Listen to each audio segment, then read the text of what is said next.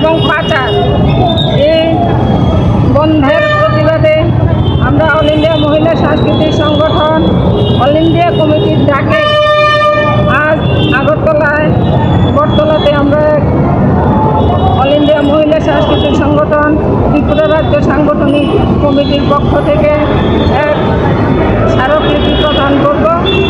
7 দফা দাবি আদায়ের ভিত্তিতে আমরা মাননীয় ডিএমের মাধ্যমে মাননীয় রাষ্ট্রপতির নিকট আমরা এক স্মারকলিপি প্রদান করব।